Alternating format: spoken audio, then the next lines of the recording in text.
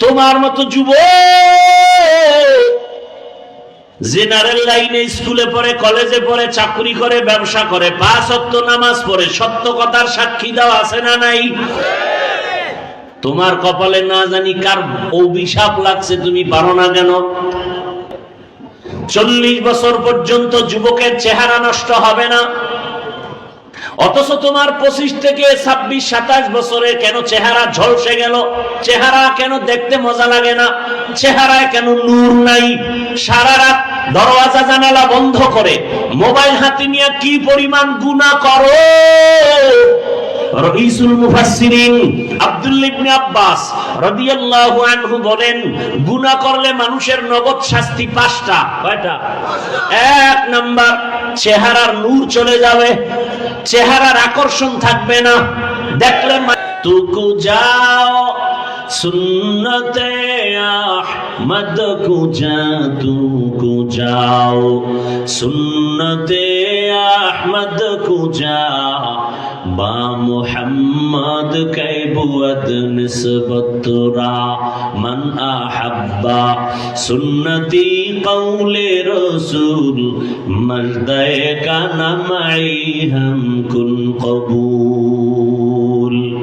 আল্লাহ তাআলা বলেন, কোন বয়ান কাজ হবে না, কোন বয়ানে। আরে আমি হাফিজুর রহমান কেন, মক্কা মদিনার ইমাম কেন, স্বয়ং রসুল বয়ান করে তাতেও কাজ হয় না। যেই রসুলের চেহারাটা একবার দেখলে জাহান্নামের আগুন হারাম, যেই রহমতের নবীর চেহারা দেখলে পেটের ক্ষুধা থাকে না, কেমন আমার মায়ার নবী যার শরীর মুবারকে মশা মাছি পড়ে না, হারাম। রহমতের নবী যেখানে কদম রাখেন ওখান থেকে মিশকের ঘ্রাণ। ওই রসুলের চেহারা দেখার পরে যেই বেঈমান কালেমা পড়ে না, 13টা বছর দেখলো, বয়ান শুনলো, একই দস্তারখানে খাইলো, এরপরও কালেমা পড়ে না, আবু জাহাল নামের বেঈমান কত খারাপ। আল্লাহ কয়, একটা মেডিসিন যদি না থাকে, আব্দুর রহমান, আব্দুল করিম, হাফিজুর রহমান আর মক্কা মদিনার ইমামের বয়ান কেন, রসুলের বয়ানেও কাজ হবে না। ওই মেডিসিনের নাম হলো তাকওয়া। हर के दारत खौफे हकदार दिल मदम जन्नतुल मअवा देहत ओ राम काम जुज़बा हक़ची जे मखाज इंसुजा फजले उ आमस्ते दर जुमला जहा।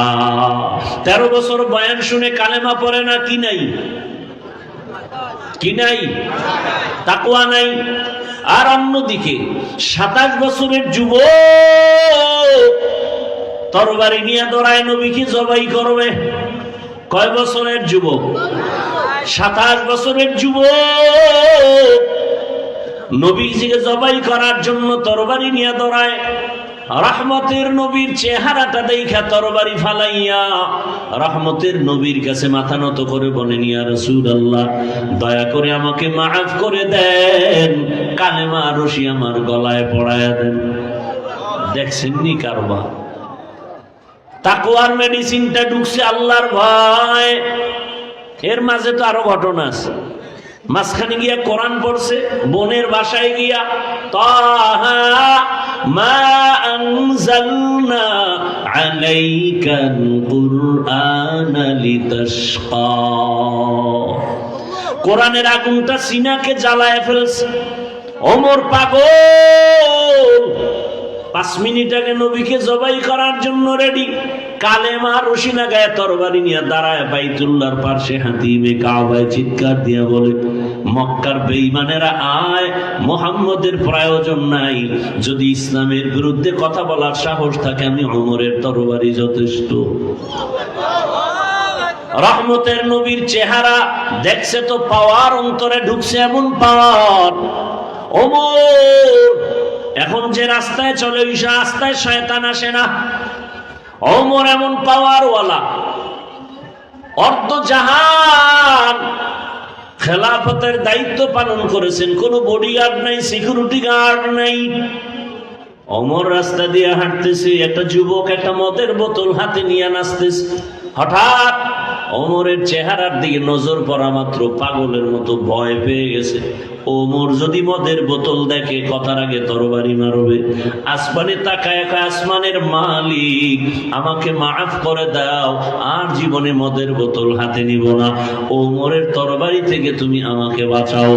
ওমরে ফারুক রাদিয়াল্লাহু তাআলা আন সামনে আসার পরে বলে, যুবক বোতলটা আমার হাতে দাও। যুবক ভয়ে কাঁপতেছে। কাঁপো কেন? দে। যুবক তো আল্লাহর কাছে তওবা করে ফেলেছে অন্তর দিয়া। সাথে সাথে বোতলটা দিল, মদের বোতল, মদ সহ। ওমরের হাতে নিয়ে তাকায় দেখতেছে এক ফোঁটা মদ ও বোতলের ভেতরে নাই, পুরা বোতলটা সাদা দুধে ভরপুর হয়ে গেছে। हर के दारत खौफे हकदार दिल मदाम जन्नतुल मअवा देहत ओ राम काम जुज़बा हक ची जे मखाज इंसुजा फजले उआ मस्ते दर जुमला जहा। আল্লাহ তাআলা বলেন, ইয়া আইয়ুহাল্লাযীনা আমানুত্তাকুল্লাহা হাক্কা তুকাতিহ, ও মুমিন আমাকে ভয় করো, ভয় করার মতো হক আদায় করে। ওয়ালা তামুতুন্না ইল্লা ওয়া আনতুম মুসলিমুন, মুসলমান না হইয়া কেউ মরণের বিছানায় যাইও না। নবী বলেন, আলা সাবধান হে উম্মত, কুল্লুকুম রাইন, তোমরা প্রত্যেকেই দায়িত্বশীল, ওয়া কুল্লুকুম মাসউলুন আন রাইয়াতিহি, আল্লাহর আদালতে দায়িত্বের কারণে জবাবদিহিতার কাঠগড়ায় দাঁড়াতে হবে। সাহাবায়ে কেরামদেরকেও প্রশ্ন করলেন, ইয়া রাসূলুল্লাহ, কে দায়িত্বশীল কার উপর? নবী বললেন, অধীনস্থদের গার্ডিয়ান যে তিনি হলেন দায়িত্বশীল অধীনস্থদের জন্য। যেমন সন্তান মা বাবার অধীন, প্রত্যেক মা বাবা সন্তানের দায়িত্বশীল। স্ত্রী স্বামীর অধীন, স্বামী স্ত্রীর জন্য দায়িত্বশীল। ছাত্ররা শিক্ষকদের অধীন, সব শিক্ষকরা ছাত্রদের জন্য দায়িত্বশীল। মুসল্লিদের জন্য ইমাম ও খতিব দায়িত্বশীল। এলাকার ওয়ার্ডের কমিশনার ওয়ার্ডের মানুষের জন্য দায়িত্বশীল। ইউনিয়নের জন্য চেয়ারম্যান দায়িত্বশীল। এমপি তার আসনের দায়িত্বশীল। সরকার প্রধান গোটা দেশবাসীর দায়িত্বশীল। আর উম্মতে মুহাম্মাদের জন্য উলামায়ে কেরাম দায়িত্বশীল। আল্লাহর আদালতে দায়িত্বের জবাব দিতে হবে। এজন্য আল্লাহ অন্য আয়াতে বলেন, ইয়া আইয়ুহাল্লাযীনা আমানু কু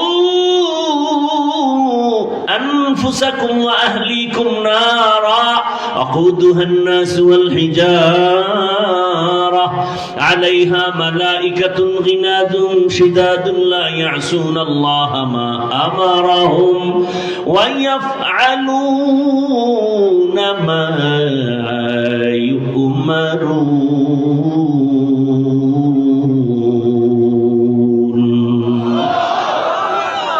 আল্লাহ বলেন, মুমিনেরা জাহান্নামের আগুন থেকে আগে দায়িত্ব নিজেকে বাঁচাও, পরের দায়িত্ব আহালকে বাঁচাও। মা বাবা জাহান্নাম থেকে আগে নিজেকে বাঁচাবেন, পরের দায়িত্ব সন্তানকে বাঁচাবেন।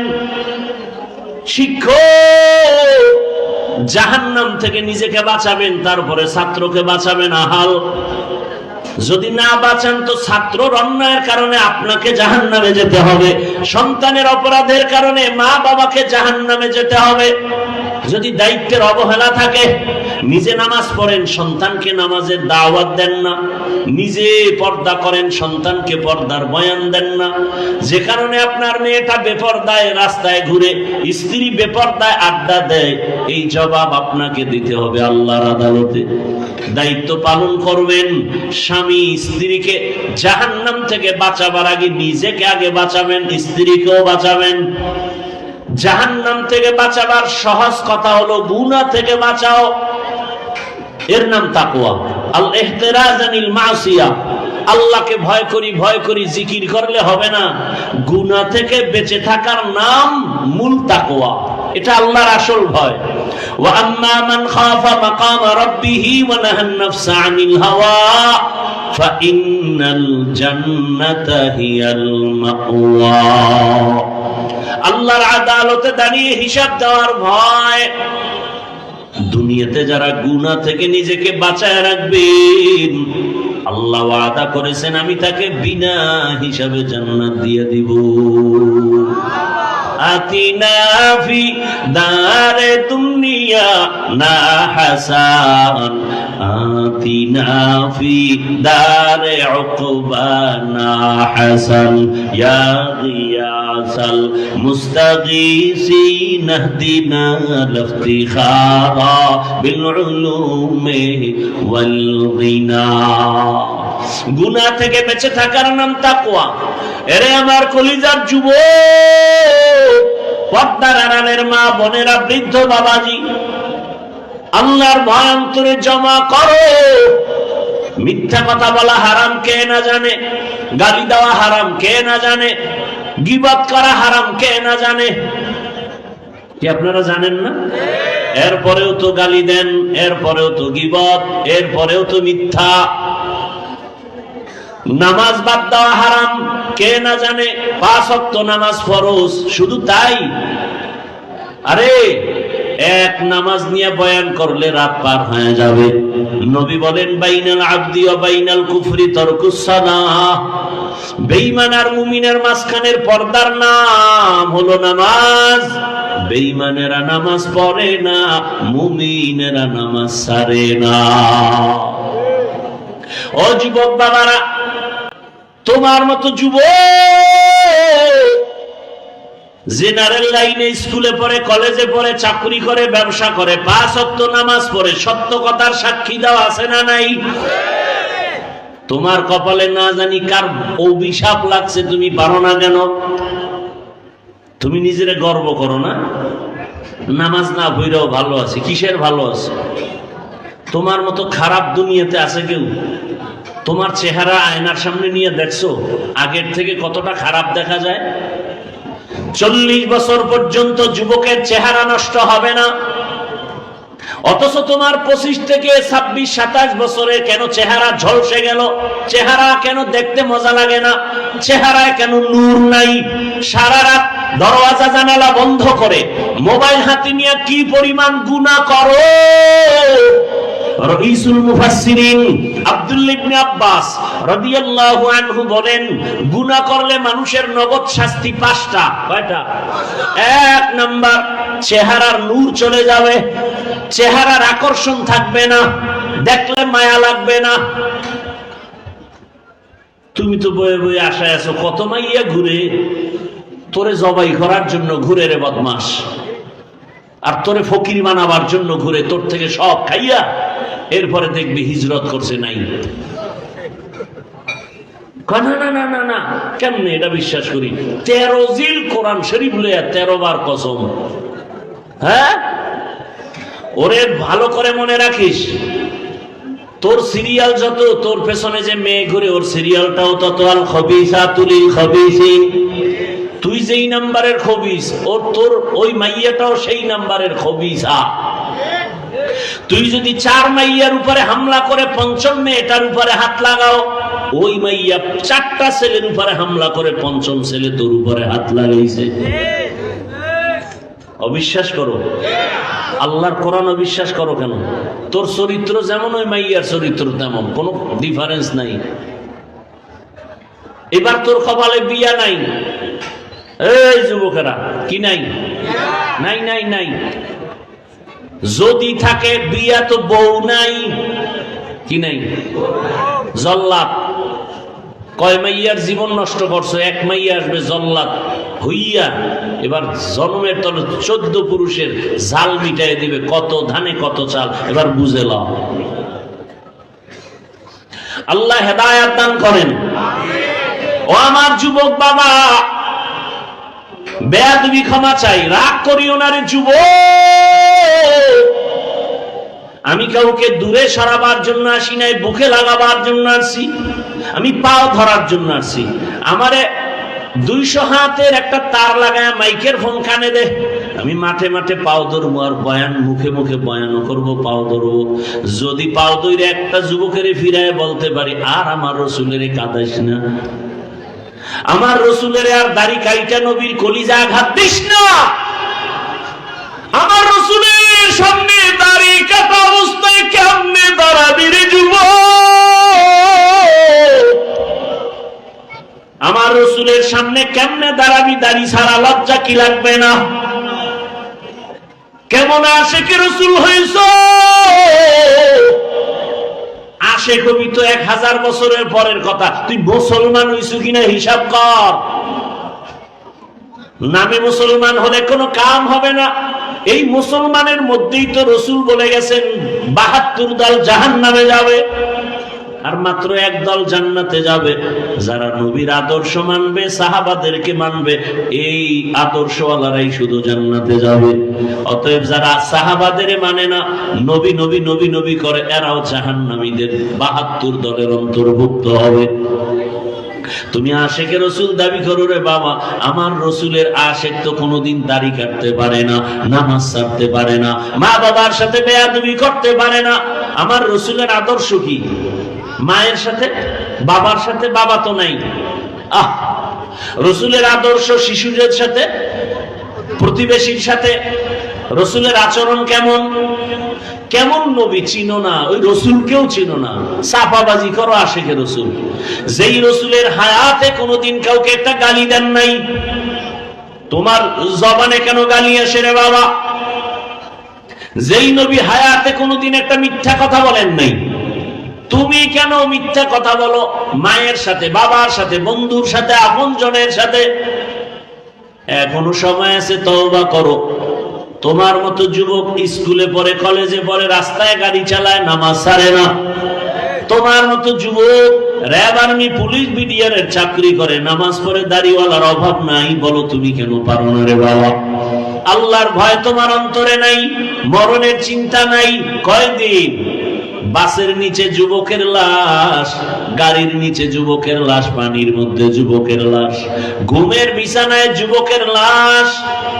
মাওলায় যদি সজাগ করে না দেয়, এক ঘুমে তোর চির ঘুম হয়ে যাবে রে বাবা।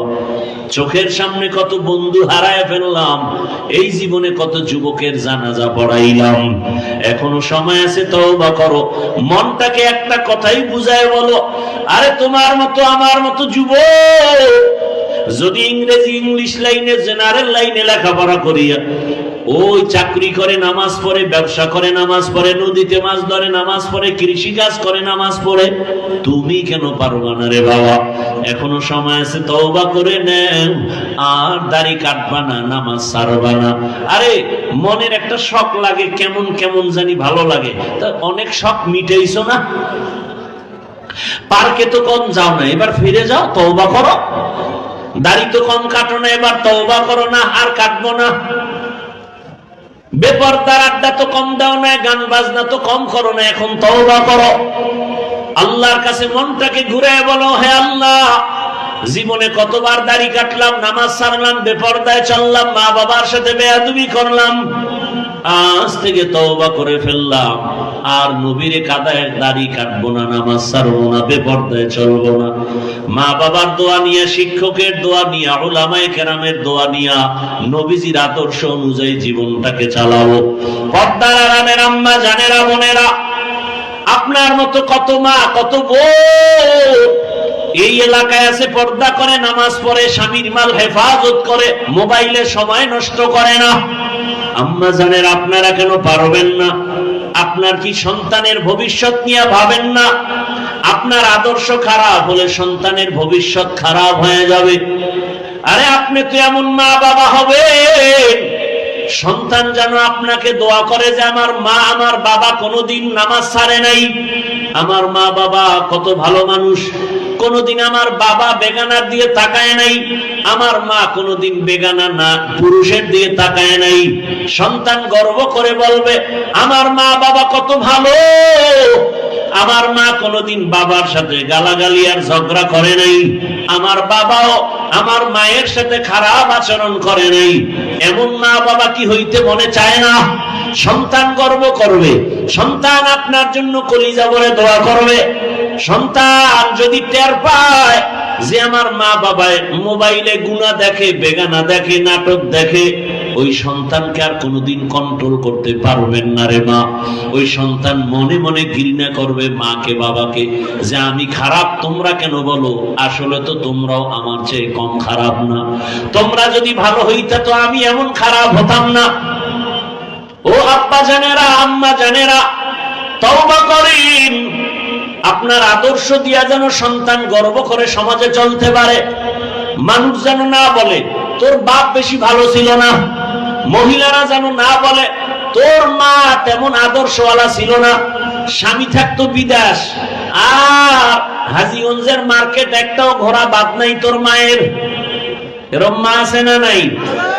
সন্তান থেকে বরদোয়া আসতেছে, ধিক্কার আসতেছে মা তোমার উপরে। সন্তান গর্ব করবে সেই রাস্তা নাই। মানুষ জানে সবাই এই মহিলাটা মার্কেটে মার্কেটে ঘুরে আড্ডা দেয়, মোবাইলে গুনার কথা বলে বেগানার সাথে, ভিন পুরুষের সাথে। সন্তান ধিক্কার জানায়, কোনদিন এই মাকে সন্তান মানতে চাইবে না। এখনো সময় আছে আব্বা জানেরা, অনুরোধ করে বলছি, স্বামীটাও ভালো আদর্শ নিয়ে চলেন, স্ত্রীকেও আদর্শের মধ্যে রাখেন। সন্তানের ভবিষ্যৎ চিন্তা করে এখনো সময় আছে, তওবা করেন। আর বেপরদায় চলবেন না, আর মোবাইলে সময় নষ্ট করবেন না, নামাজ ছাড়বেন না। আদর্শ মা হবেন, আদর্শ বাবা হবেন, আদর্শ শিক্ষক হবেন, আদর্শ ভাই হবেন। প্রত্যেকেই প্রত্যেকের জায়গায় আদর্শবান হয়ে যান। আদর্শ ইমাম, আদর্শবান একজন খতিব, আদর্শবান একজন মানুষ হতে পারলে মানুষ দেখে দেখে দোয়া করবে। আল্লাহর কাছে তওবা করেন, এখনো সময় আছে। যাদের অন্তরে তওবার নিয়ত নাই তাদের কাছে আমার কিছু বলার নাই।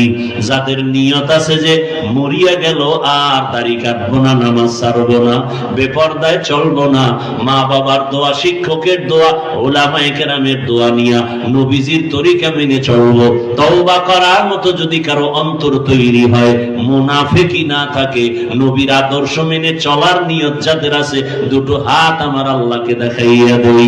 আয় আল্লাহ, হাতগুলো কবুল করে নেন, তওবা কবুল করে নেন, তওবার উপরে মজবুত হইয়া চলার মতো তৌফিক দান করেন, আমিন।